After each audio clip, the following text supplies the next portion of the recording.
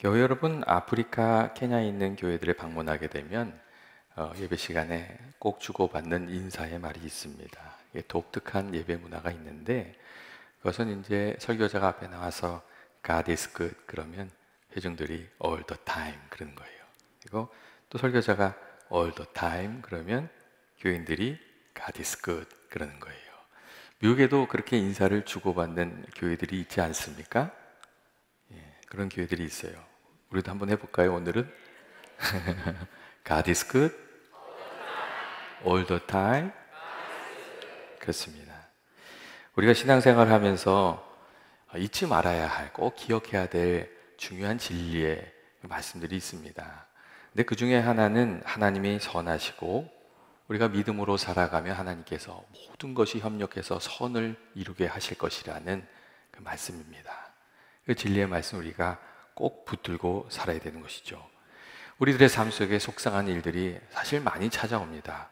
하지만 우리가 하나님 사랑하고 하나님 선하심을 믿고 하나님 믿음 이렇게 붙들고 이렇게 살아가면 하나님께서 마지막에는 그 문제들을 해결해 주신다는 겁니다. 이 믿음 가지고 살아가는 것이죠. 여러분, 믿는 사람은 어떤 상황에 처해 있든지 하나님의 선하심 그리고 하나님의 은혜 이것을 잃어버리면 안 됩니다. 우리 삶에는 고난이 있고 사실 또 고난이 없는 사람이 없습니다. 중요한 것은 그 고난을 어떻게 감당하느냐에 따라서 우리의 신앙이 더 깊어질 수도 있고 반대로 우리의 믿음을 잃어버릴 수도 있다는 점입니다. 고난이 디딤돌이 되면 믿음의 성장이 이루어지죠. 반면에 고난이 걸림돌이 되면 그게 시험거리가 되면 믿음에서 멀어지게 됩니다. 애굽에서 이렇게 벗어난 이스라엘 백성들이 광야의 길을 걸으면서 같은 어려움을 겪었어요. 그런데 갈렙과 여호수아는 그 어려움 가운데 믿음의 고백으로 하나님의 복을 얻었고 많은 이스라엘 사람들은 원망하고 불평하면서 받은 은혜도 잃어버렸다는 것을 우리가 잊지 말아야 됩니다. 고난을 통해서 더 깊은 영성에 도달하는 이들에게는 한 가지 특징이 있는데 그것은 자신들에게 이 찾아온 현실을 직면하고 그것을 늘 믿음으로 극복해 나갔다는 점입니다. 인생의 슬픔이나 고난을 이렇게 마주하게 되었을 때 그것을 우리가 정면으로 받아들일 수 있는 용기가 있으면 우리가 보다 깊은 영성으로 나아가게 됩니다. 우리가 이렇게 그 문제들을 이렇게 받아들이게 될 때 나의 진면목도 알게 되고 또 하나님의 은혜도 알게 되고 그리고 우리가 더 나은 존재로 성장할 수 있는 기회도 얻게 됩니다. 우리에게 찾아오는 모든 불행과 슬픔은 한마디로 나의 부족함과 한계를 마주하는 것이고 동시에 보다 깊이 있는 신앙으로 인생으로 나아가게 되는 인생의 디딤돌을 만나는 그런 일이라고 할 수가 있습니다. 종종 질병이나 인생의 큰 사고로 이렇게 어려움 당할 때 교우들을 만나서 기도하면 그 기도받는 분들의 기도받는 자세가 이렇게 달라졌구나 하는 것을 생각하게 되는 때가 있어요. 그 마음이 겸허해지고 하나님 앞에 하나님을 대하는 자세가 아주 진지해지시는 거예요.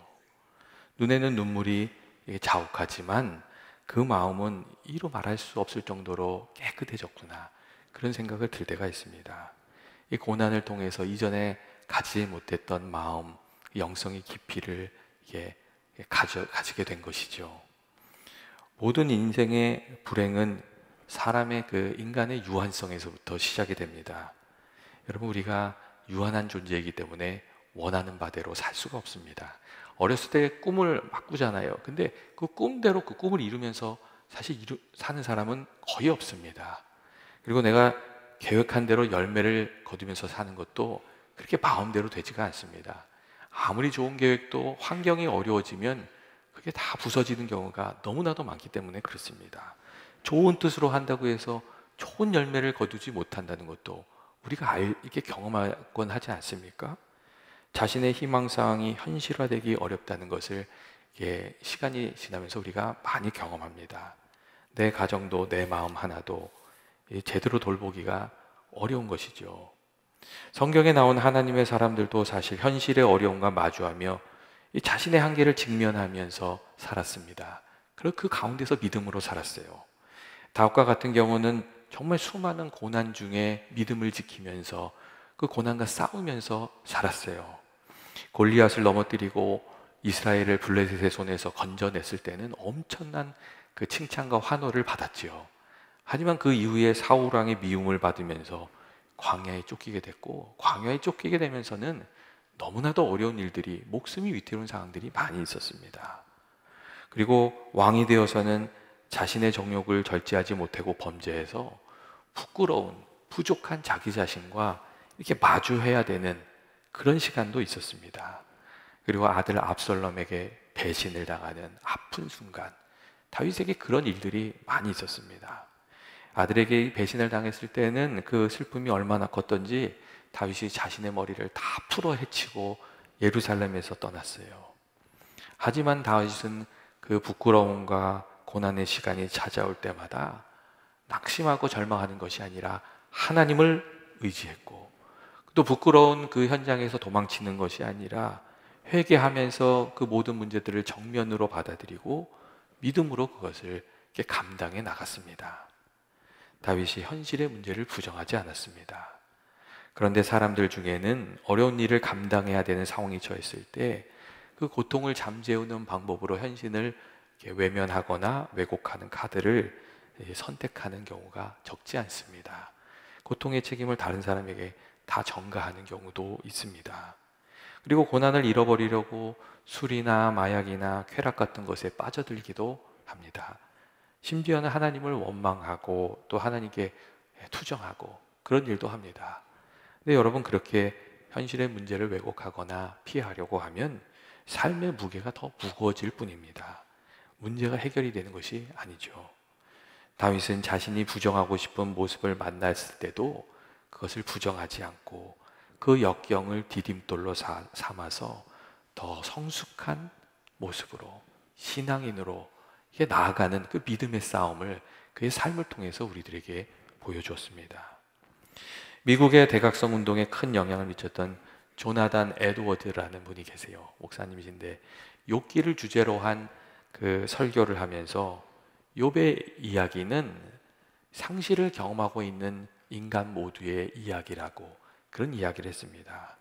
우리가 살아가면서 욥과 같이 다 그런 상실의 어려움을 겪으면서 산다는 거예요. 욥이 어떤 일을 겪었지요?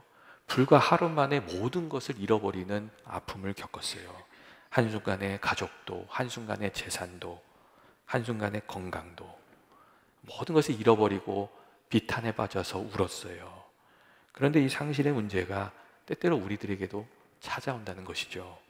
우리에게 하나님께서 주신 젊음도 사실 다 잃어버리면서 사는 것이 아닙니까? 우리가 이제 여러 가지 애를 쓰죠. 뭐 성형수술도 하고 보톡스도 맞고 운동도 막 하고 하죠. 하지만 사실 잃어버리고 있는 거예요. 그걸 막을 수 있는 사람이 아무도 없어요. 또 인생의 버팀목이 되어줬던 그 버팀목들을 잃어버리는 때도 가끔 찾아옵니다.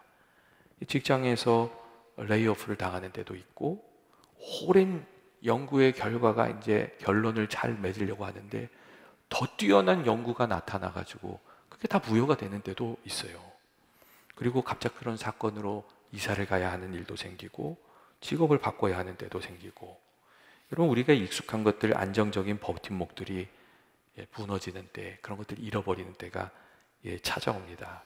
그러면 이거 다시 시작해야 되는데 다시 시작할 수 있을까? 그런 두려움이 또 찾아오기도 하는 것이죠. 어떤 이들은 갑작스러운 질병으로 건강을 잃어버리고, 어떤 이들은 갑작스러운 사건으로 가족을 잃어버리고, 또 유산으로 아이를 잃어버리고, 이런 상실의 고통을 겪게 되는 경우가 있습니다. 여러분, 근데 그 상실의 고통들을 어떻게 감당해 나가는가 하는 것이 늘 중요한 것이죠. 자녀들의 문제도 마찬가지 아닙니까? 아이를 낳고 자녀를 키우면서 우리가 비로소 그 눈물로 기도하는 것을 배우게 됩니다. 도저히 내 계획대로 생각대로 되지 않는 자녀들의 모습을 보면서 하나님께 나아가서 매달리면서 기도하게 되는 것이죠. 여러분, 우리가 이렇게 고난 중에 하나님을 더욱 깊이 매달리게 되는 줄로 생각합니다. 그리고 또 교회 생활하면서 어떤 경우는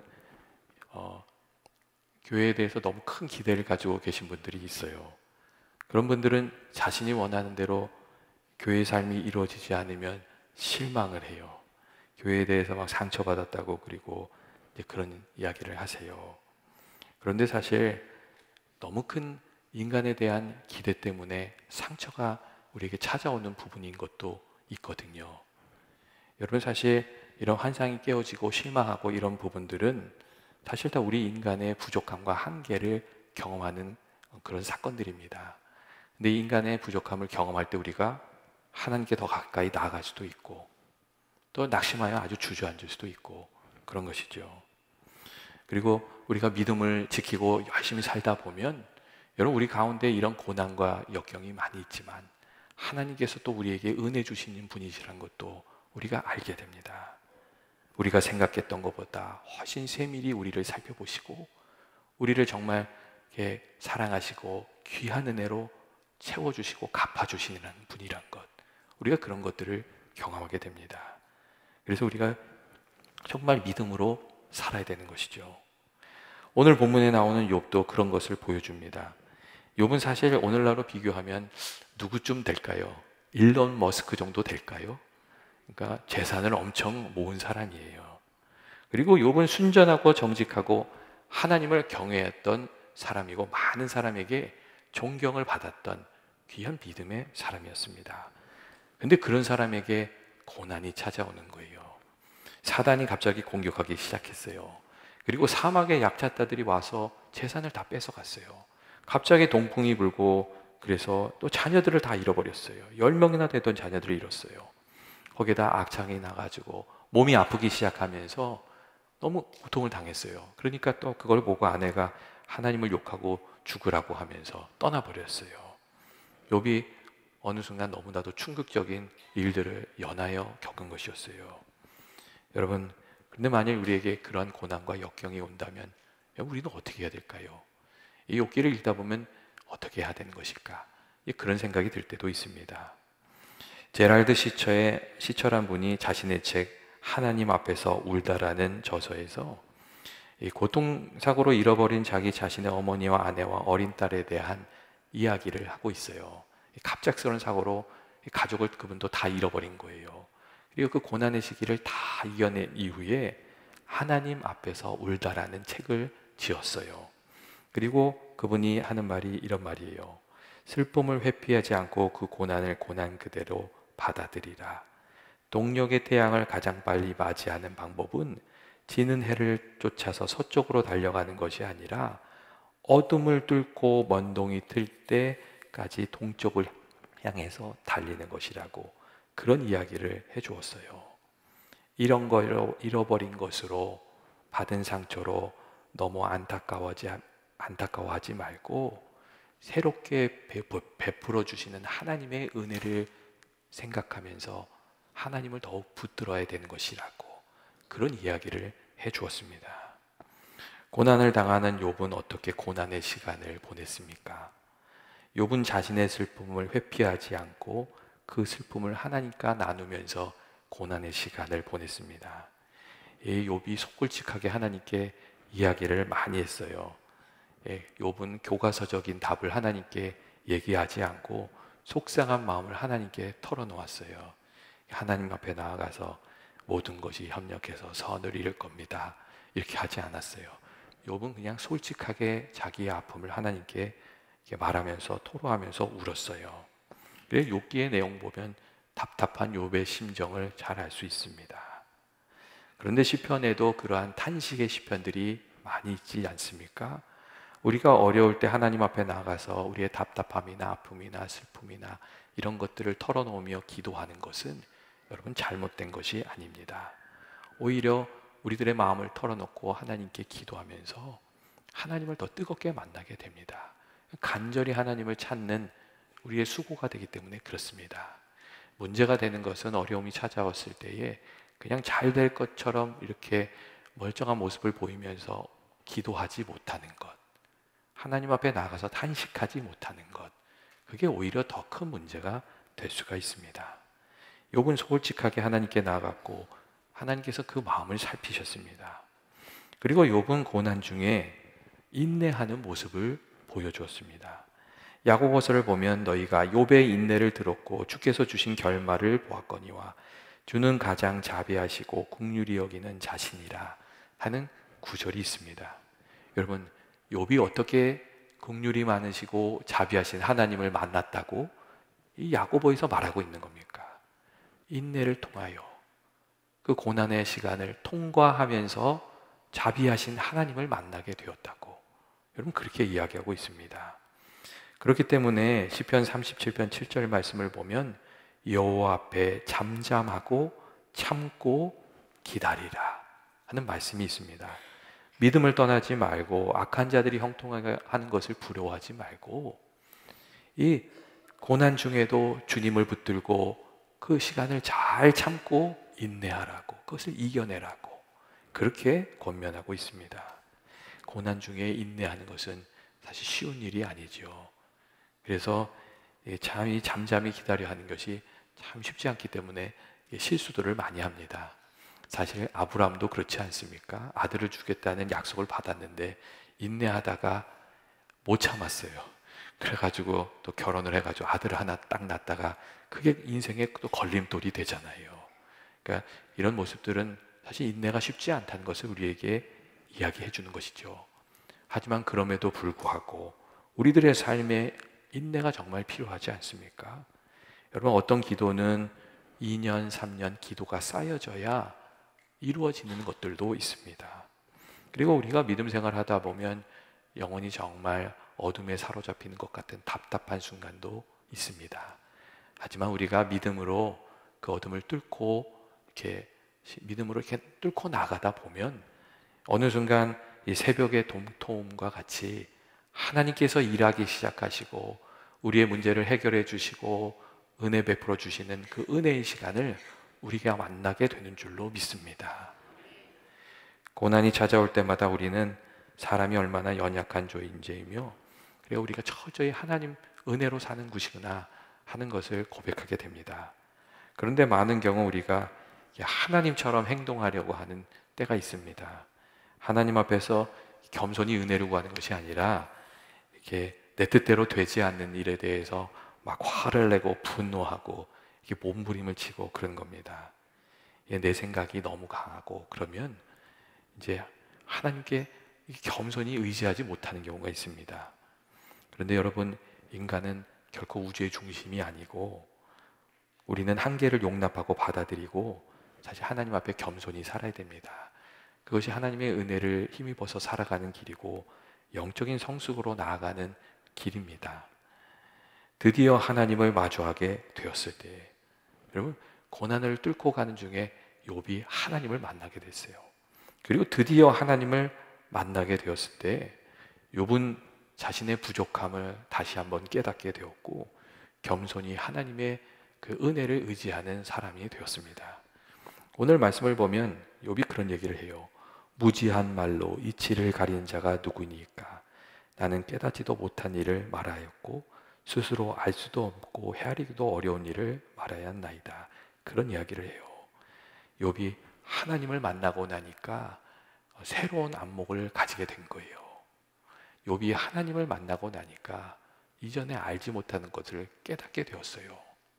그리고 하나님 앞에 더욱 겸손해졌고 하나님의 은혜를 구하게 되었던 거예요. 여러분, 그리고 욥이 낮아졌을 때 하나님께서 은혜 주셔서 욥의 인생을 다시금 회복시켜 주신 것을 우리가 성경을 통해서 알 수가 있습니다.